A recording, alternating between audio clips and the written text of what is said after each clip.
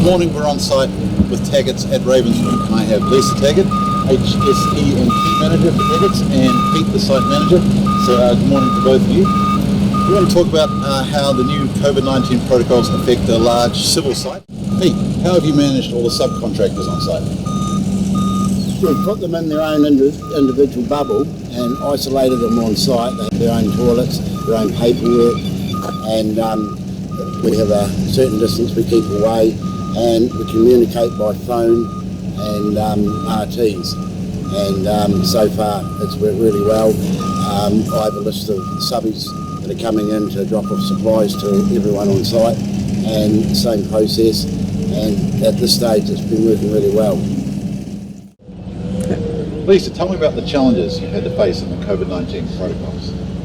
Well, we're pretty lucky. We started talking about COVID at the end of January, February, and pretty much thought it would be coming this way. So we did do a little bit of stockpiling, dare I say, and I think the family joke is that I have enough hand sanitizer to last till 2050. So it's just making sure that everything is topped up and is getting used, and at this stage it is.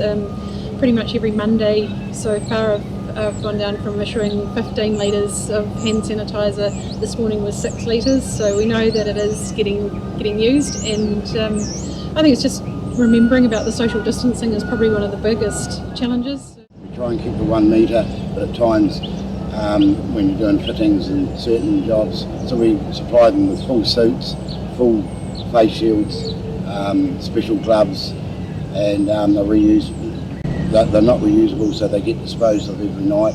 So everything we do, we try and think of the health and safety of the guys on site. What I'm hearing is that you run a really tight health and safety operation here. You really get buy-in from you guys, and you're really committed to doing the right thing. Do you feel any sense of responsibility for getting the rest of New Zealand back to work by what you're doing now? Yeah, I think that we have set construction in general has set a really good standard for returning to work and making it happen, and keeping our people safe and not letting COVID get out of control is definitely high up on the priority list. Coming into level 2, I guess it's going to be a new set of challenges. What we have on site is not going to change, however it's what people do away from work is probably our next challenge, but our 100% goal is to keep it out of our workplaces.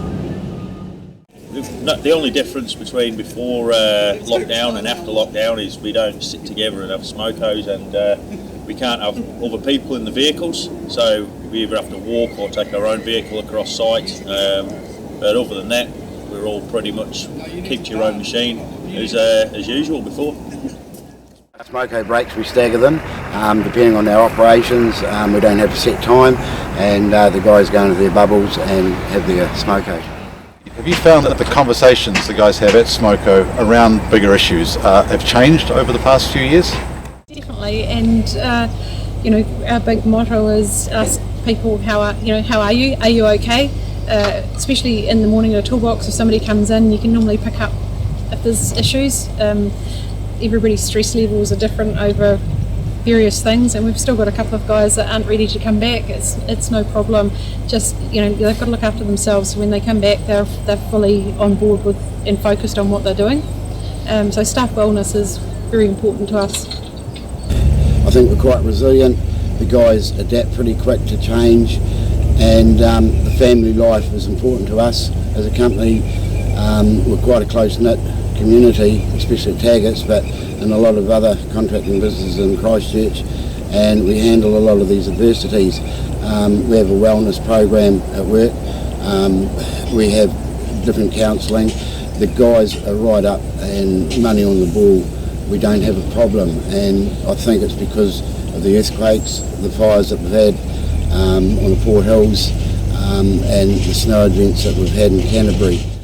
Lisa, how have you found communication issues during lockdown and even post-lockdown? Communication is probably always the biggest issue of getting around all the stuff. So what we did was set up a phone tree, and HR and myself have an open slather for phoning whoever, whenever. So all the guys got a call through lockdown from either their project manager, their supervisor, foreman, and we also have WhatsApp for the staff, which was quite new to some of them. We set up a banter page for the guys, and a serious page with messages that came from the company. It's worked really well, and they've actually all said let's carry it on, so they can put a bit of chatter on there. We also have a staff Facebook page and a regular page, but it was just the banter page was easy for everyone on their phone, and they certainly had a bit of fun while they were in lockdown. Pete and Lisa, thanks so much for sharing your story today with us, and hopefully it'll provide inspiration to other organisations in Canterbury and elsewhere to get us through this and get all of New Zealand back to work. So thank you very much. Thanks for coming on site. Thank you.